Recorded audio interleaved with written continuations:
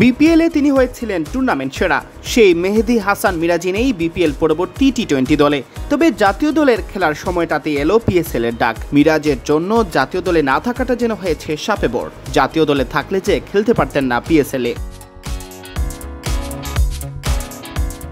প্রথমবারের মতো পিএসএল খেলার সুযোগ পাওয়ার রোমাঞ্চে খুলে পাসপোর্ট ফেলেই চলে এলেন এয়ারপোর্টে। রাইড শেয়ারিং সার্ভিস ব্যবহার করে দ্রুত বাসা থেকে আনানো হলো পাসপোর্ট। পাকিস্তানের উদ্দেশ্যে দেশ ছাড়ার আগে গণমাধ্যমকে মিরাজ জানালেন জাতীয় দলের সুযোগ না পাওয়া কিভাবে আশীর্বাদ হয়ে এসেছে তার জন্য, কিভাবেই বা দল পেলেন পিএসএল-এ। দেখেন, আমি যদি টি-20 স্কোয়াডে থাকতাম তাহলে তো আমাদের পিএসএল খেলা হতো না। ঠিক আছে, আমার কাছে মনে হয় যেটা হয় ভালোর জন্যই হয়। তো টি-20 স্কোয়াডে থাকলে আমি তো পিএসএল খেলতে যেতে পারতাম না। সো আমার জন্য একটা অপরচুনিটি তৈরি হয়েছে, বাট আমি এটা পজিটিভলি নিচ্ছি। আর যারা সিলেকশন করেছে তাদের হয়তো অনেক চিন্তা ভাবনা থাকে, অনেক প্ল্যানিং থাকে। সো আমার কাছে মনে হয় যে এটা আমার জন্য একটা পজিটিভ অপরচুনিটি এসেছে, অবশ্যই আমার কাছে খুব ভালো লাগছে।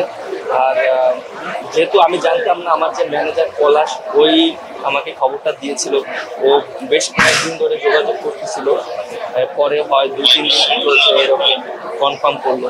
বাট সত্যি কথা বলতে খুবই ভালো লাগছে। আর যেহেতু পিএসএল এর মতন একটা টুর্নামেন্ট খেলতে যাচ্ছি, এটা আমার জন্য অনেক ভালো এক্সপিরিয়েন্স দিবে ভবিষ্যতে আমার ক্রিকেটের জন্য। দেশের সেরা টি-20 খেলোয়াড়দের মিলন মেলা বিপিএল। সেই বিপিএল এর সেরা খেলোয়াড় হয়েও কেন তিনি জাতীয় দলে নেই, মিরাজ এই অঙ্কটা আজ পর্যন্ত মেলাতে পারেননি। দেখেন, এটা অনেক আমার চেয়ে তারা এমনিগুলো বলতে পারবে তাদের প্ল্যানিংটা কি। তো আমার কাছে মনে হয় যে তারা যেভাবে চিন্তা করে হয়তো বেটারমেন্টের জন্য চিন্তা করে, but end of the day player অনেক সময় খারাপ লাগে। যেহেতু আমি BPL a man of the tournament হয়েছিলাম, তারপরে বেশ কিছু টি-20-তে ভালো করেছিলাম। তো ঠিক আছে, মেনে নিতে হয়, ক্রিকেটে অনেক সময় অনেক কিছু হয়। বাট আমার কাছে মনে হয় ওভারঅলি যে আমি সবসময় পজিটিভ চিন্তা করি এবং আমি পজিটিভলি নিয়েছি।